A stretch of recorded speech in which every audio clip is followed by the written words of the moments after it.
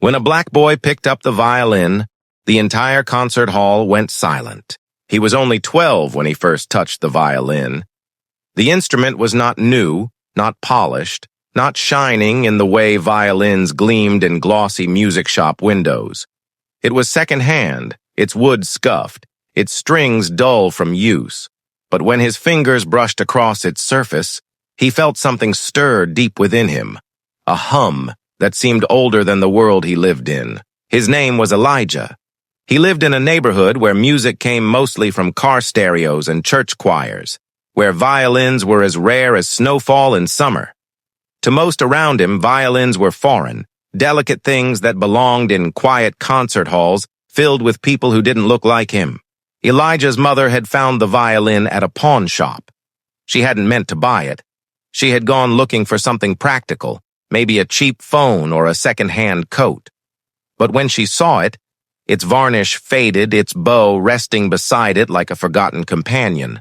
Something in her told her it belonged with her son.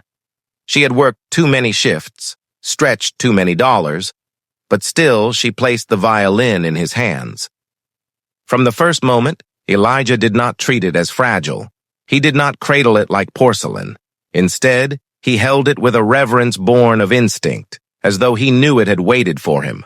But the world around him was not so reverent. In school, violins were reserved for the select few, children with parents who could afford private lessons, children who came from certain families, children who fit a picture painted long before Elijah ever walked into the room. He was not in that picture. His presence alone unsettled it. When he carried the violin to class, eyes followed him. Some were curious, some mocking, others sharp with a kind of silent disbelief. Teachers raised their eyebrows, hesitant to believe he could master something so sophisticated. Students whispered, smirked, and nudged one another. His hands, dark against the pale wood, seemed to them a contradiction. But Elijah played anyway. In the privacy of his small bedroom, with walls thin enough for neighbors to hear, he drew the bow across the strings. The first notes were rough, jagged, uncertain, but he played on. He did not have a teacher, did not have polished sheet music or instruction. He learned from scraps, videos on a borrowed phone, faintly scribbled notes copied from library books. Each mistake became a stepping stone, each harsh squeak a challenge to overcome. His world was not filled with applause, but with silence, sometimes broken by laughter from the street outside. Yet in that silence, he found discipline. The violin became not just an instrument, but a shield. Every hour spent practicing kept him from the weight of expectations pressed upon boys like him. The violin did not ask where he came from, what color his skin was, or whether the world thought him worthy. It only demanded persistence. Still, prejudice is a patient enemy. It does not vanish when ignored. It lingers, waits for a stage, waits for an audience. And the first time Elijah carried his violin onto the school auditorium stage, prejudice found its moment. The auditorium smelled faintly of dust and old curtains. Its wooden floor creaked beneath. The weight of nervous feet as students prepared for the annual talent showcase. For most, it was an exciting day, a chance to display dance routines, piano recitals, and choir performances rehearsed for weeks under the proud guidance of teachers. For Elijah, it was a battlefield disguised as a stage. He had signed up quietly, writing his name on the sheet pinned to the bulletin board in the hallway. He hadn't told anyone except his mother, who pressed his shoulders gently and whispered her belief in him even as doubt lingered in her own eyes. When his classmates discovered his name on the list, whispers spread like fire through dry grass. He's going to play the violin? He probably can't even hold it right. Why doesn't he just do something else? Basketball, maybe? The words reached Elijah long before the day of the showcase. Some were sharp with mockery, others laced with disbelief, but all carried the same message. This was not his place. When the morning of the performance arrived, Elijah walked into the auditorium clutching his violin case like a lifeline. Around him, students laughed, rehearsed lines, tuned instruments, and ran through final steps of dances. Their parents sat scattered across the seats, adjusting cameras and chatting about who might win the evening's applause. Elijah spotted only one familiar face, his mother, sitting alone in the back row, her hands folded tightly in her lap. His name was called early, too early. He hadn't yet had a chance to settle, to breathe, to gather the fragile courage that had carried him this far. But the announcer's voice left no room for retreat. With slow, careful steps, he walked onto the stage. The auditorium fell into an uneasy hush. It was not the hush of respect, but of curiosity sharpened by skepticism. Parents leaned forward slightly, eyebrows raised. Students smirked in the shadows of the wings. A teacher at the piano folded her arms, as if bracing for failure. Elijah set his violin beneath his chin. His hands trembled slightly, the bow shaking as he lifted it. The first note emerged thin and uneven, breaking the silence in a way that drew muffled chuckles from the audience. He pushed on, pressing the bow harder, forcing the strings to yield sound. The melody he had practiced night after night stumbled from his fingers, broken by nerves and the heavy weight of 100 doubting eyes. Each mistake felt like a crack in his armor. He saw students elbow one another, laughing behind cupped hands. He caught sight of a father shaking his head, murmuring something to the parent beside him. The teacher at the side of the stage leaned closer to another staff member, her lips tightening into a whisper that carried the sting of dismissal. The notes came faster but not cleaner. His bow screeched, slipped, then caught again, pulling a thin, reedy cry from the violin. Elijah's throat tightened, his eyes burning. For a fleeting moment he thought of stopping, of lowering the instrument, bowing quickly and escaping the suffocating gaze of the crowd. But his mother's eyes anchored him. Though her hands clutched her lap, her gaze did not waver. She did not flinch at the mistakes. She did not look away. So he finished. Somehow, through the tremors, the noise, the humiliation, he drew the last note out and let it fade into the air. It wavered, fragile, like smoke dissolving in the wind. The applause that followed was thin and polite, the kind reserved for courtesy rather than admiration. Some clapped out of obligation, others barely bothered to bring their hands together. Students backstage stifled laughter. The announcer stepped forward with a quick, dismissive smile, eager to move on to the next act. Elijah bowed stiffly, his ears burning, and carried his violin off stage. Each step felt heavier than the last. Behind him, the next performer, an older girl in a sparkling dress, glided onto the stage. Her presence met with warm applause even before she played a note. In the dim shadows of the wings, Elijah found a quiet corner and sank to the floor. His chest heaved, his heart pounding with the aftershock of humiliation. He pressed the violin case against his knees, feeling the roughness of the worn wood beneath his palms. The performance had been a disaster. He knew it. Everyone knew it. But what lingered sharper than the mistakes was the look in the audience's eyes, the unspoken confirmation of what they already believed, that boys like him did not belong on that stage, that violins were not meant for his hands. Still, beneath the shame, something else stirred. It was not anger, not yet. It was a spark, small and fragile, buried deep where no laughter could reach. It whispered of long nights, of calloused fingers, of music stronger than prejudice. It whispered that one failure did not define him. Elijah rose slowly, clutching his violin tighter. He walked past smirking faces, past dismissive glances, past the soft applause echoing for another performer. His steps were unsteady, but his resolve, though still fragile, had begun to form. Because even in failure he had tasted something real, the undeniable pull of music. And no amount of ridicule could strip that away. The weeks after the showcase felt heavier than winter nights. Elijah carried the memory of that stage with him. Like a scar no one could see, but everyone seemed to sense. In hallways, students mimicked the squeaks of his violin with cruel laughter. Teachers avoided mentioning his performance altogether, as if silence could erase the embarrassment. Even the announcer's dismissive smile haunted him, replaying in his mind when he tried to sleep. Yet every evening when the world grew quiet, Elijah picked up his violin. He played not for applause, not for validation, but for something deeper he could not yet name. The instrument became both punishment and sanctuary. Each screech reminded him of failure, but every correction carried him closer to mastery. His fingers bled at times, the metal strings carving lines into his skin. His arm ached from the weight of the bow, but he pressed on. Hours slipped by in the dim glow of a bedside, lamp as he coaxed sound from stubborn strings, drilling scales until they sang instead of groaned. He no longer cared if the neighbors heard. Their laughter had already been spent. Now, his room became a forge, and he the iron beaten into shape. The spark inside him, born in humiliation, grew brighter with each passing day. But sparks need fuel, and Elijah's came in the form of a chance encounter. One evening, while playing outside on the cracked steps of his building, bow dancing clumsily through a melody he had discovered online, he caught the attention of a stranger. A tall man with graying hair and a worn leather case slung across his shoulder paused at the sound. His expression shifted from curiosity to recognition, the way one recognizes a rare bird in an unexpected place. The man did not interrupt, did not mock, did not even introduce himself at first. He simply listened. When Elijah lowered the violin, flushed and uncertain, the man finally spoke. He had once been a violinist himself, now retired from symphonies and long tours. His name was Mr. Anderson.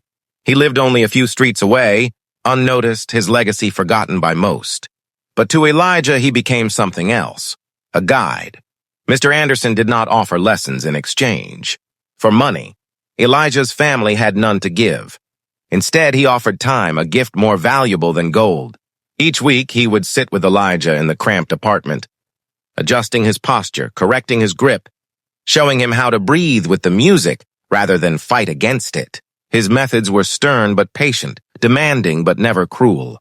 For the first time, Elijah felt that someone looked at him not with doubt, but with expectation, the kind that believed he could meet it. Under Mr. Anderson's guidance, the rough notes began to smooth. Scales turned into phrases, phrases into songs. Elijah learned not just to play the notes, but to feel them, to let the violin become an extension of his own voice. It was a voice the world had tried to silence, now amplified in strings and wood. Months passed.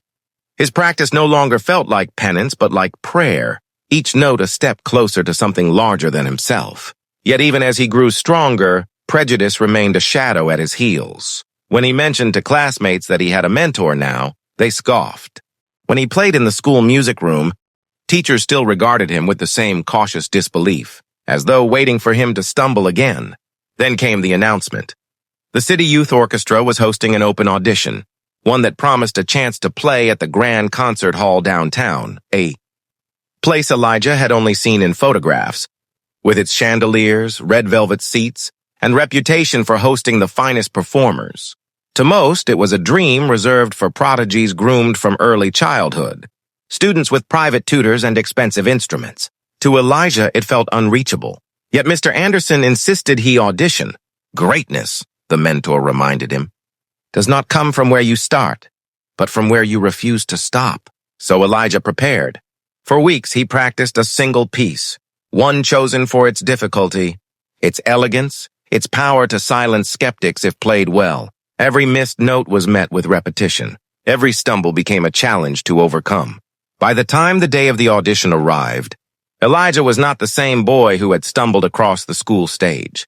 His fingers moved with confidence. His bow sang with conviction, and though fear still lived in him, it no longer ruled him. The audition hall was smaller than the grand stage he dreamed of, but it carried the same weight. Rows of judges sat at a long table, pens in hand, faces expressionless.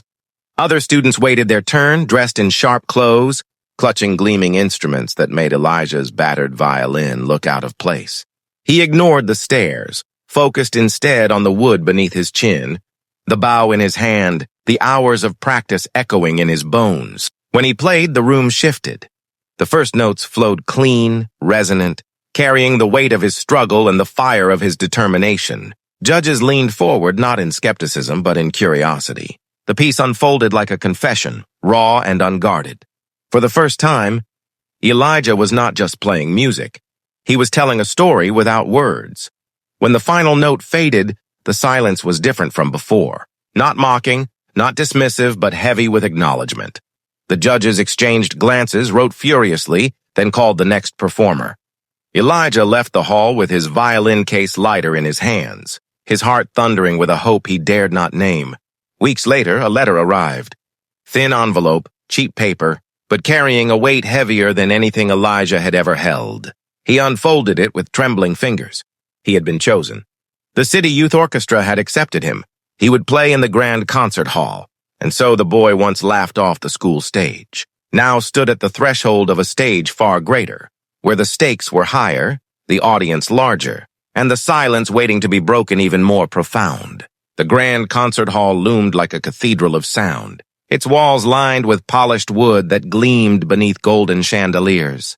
Red velvet seats stretched endlessly, filling with hundreds of guests dressed in their finest. The air buzzed with quiet chatter, programs rustling, shoes clicking against marble floors. To Elijah, it felt less like a hall and more like an arena, and he was stepping into it with nothing but 4 strings and a bow. The youth orchestra was made up of polished students, each carrying instruments that reflected wealth, opportunity, and legacy.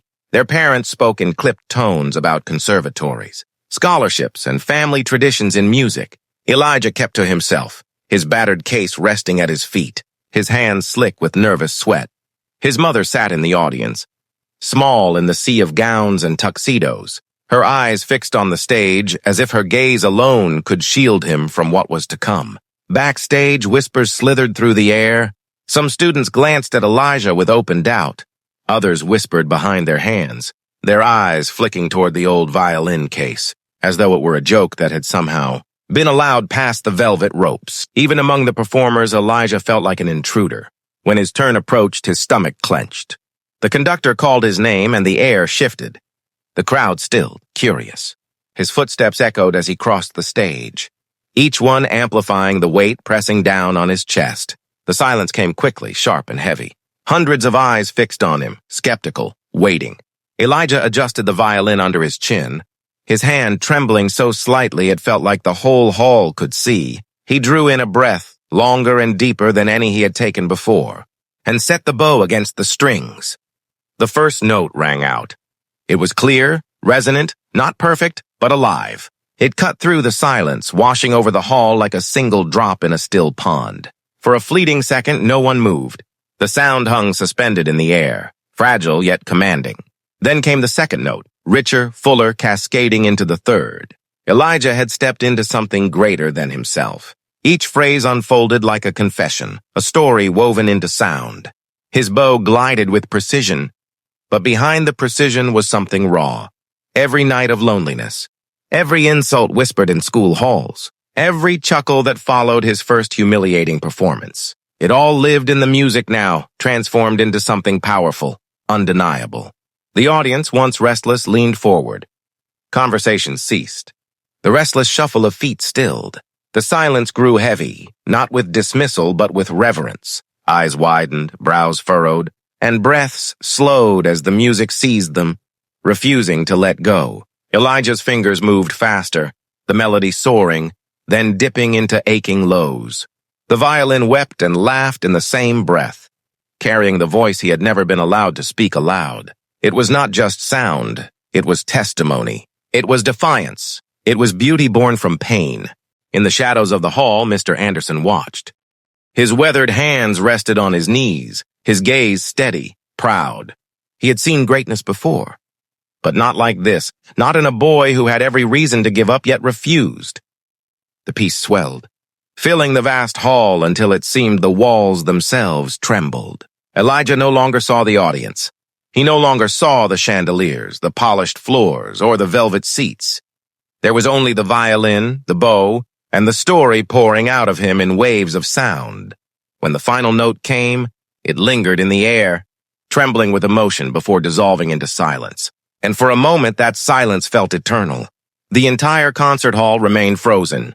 No applause, no coughs, no shuffling, just the weight of what they had heard hanging like mist in the air. Elijah's chest rose and fell, his hands trembling as he lowered the bow. The silence was not rejection this time. It was reverence, disbelief, awe. Then it broke. Applause thundered through the hall, rising like a storm. People surged to their feet, clapping, cheering, their voices colliding into one roar of approval. Some wiped at their eyes. Others shouted words of praise over the crashing sea of hands. Elijah stood there, stunned, his body trembling. He had imagined this moment countless times in the privacy of his room, but nothing could match the reality of hundreds rising for him. for the boy they had once doubted. Backstage, the other students watched, their whispers silenced, their disbelief shattered. Teachers who had dismissed him exchanged looks they could not explain. Parents who had once raised skeptical brows now clapped until their palms stung. And in the very back, his mother stood, tears streaming down her face, her hands lifted high above her head as if to carry her son's triumph higher than the ceiling of that great hall. Elijah had not just played music that night. He had forced a world that once laughed at him to listen. And in their silence, followed by their thunder, he had found his place. The roar of the applause lingered long after the final curtain closed, echoing in Elijah's chest as though the very walls of the concert hall carried his heartbeat back to him. He walked off stage in a daze, violin in hand, his ears ringing with the ovation that had once felt like an impossible dream. Backstage, the other performers kept their distance. Some stared in shock, others in quiet admiration. Their polished instruments, gleaming with wealth, suddenly felt ordinary in comparison to the battered violin Elijah, carried like a weapon that had rewritten the rules of battle. For once, no one mocked, no one smirked. The silence in their eyes spoke louder than any insult they had thrown at him before. Mr. Anderson approached slowly, his steps deliberate, his gaze steady. He did not clap or cheer. He simply placed a hand on Elijah's shoulder and nodded. That single gesture was more powerful than the ovation of hundreds. It was acknowledgement, not of perfection, but of truth. Elijah had played not only with skill, but with soul, and that was something no technical mastery could ever eclipse. In the days that followed, news of the performance spread beyond the concert hall. Music critics wrote of a boy who had silenced an entire audience with his bow. Teachers who once dismissed him now spoke of his remarkable progress, though their words carried the faint bitterness of regret. Parents who had whispered doubts now encouraged their children to learn from his discipline. The same voices that once doubted him now tried to claim him, to rewrite their place in his story. But Elijah did not play for them. He never had. For him, the true victory was smaller and quieter. It was the sight of his mother smiling without tears in her eyes. It was the gentle pride in Mr. Anderson's voice when he spoke of the future. It was the knowledge that when he placed bow to strings, the world could no longer reduce him to a stereotype or silence his voice. The violin had become his armor, his truth, his freedom. Yet his journey did not stop at a single performance. Opportunities opened, scholarships, invitations, chances to study with teachers who had once seemed out of reach. But more important than all of them was the shift in the hallways of his school. The laughter that once chased him through corridors was gone, replaced with cautious respect. Some classmates asked him to teach them. Others walked by in silence, unable to meet his eyes. The memory of their cruelty lingered, but Elijah no longer carried it as a wound. It had hardened into something else, resolve. He understood now that his music was more than notes on a page. It was a challenge to a world that expected him to remain small, silent and invisible. Every time he lifted the violin to his chin, he lifted the weight of his history, his community, and his own defiance. And in every hall he played, he left behind an unspoken truth. Greatness does not bow to prejudice. Years later, when Elijah would return to that same concert hall as a guest soloist, the memory of that first night would come rushing back. He would see the velvet seats filled again, the chandeliers glittering, the audience waiting in silence. But this time he would not tremble. He would walk across the stage not as the boy who was mocked, but as the man who had transformed silence into reverence. For those who had been there that night, the memory remained vivid. They remembered the boy who stepped onto the stage, with a battered violin and left, with the power to command an entire hall. They remembered how the silence felt, not empty, but sacred. And they spoke of it as though recalling a legend, a night when music itself broke through the walls of prejudice. And for Elijah, that was the truest victory. Not the applause, not the critics, not even the opportunities that followed. The victory was in knowing that when he picked up the violin, the world had no choice but to listen. Because once, a black boy had stepped onto a stage, trembling with doubt, burdened with every cruel word ever spoken against him. And when he played, the entire concert hall went silent, not with mockery, but with awe. That silence had been his cage. That silence had become his crown.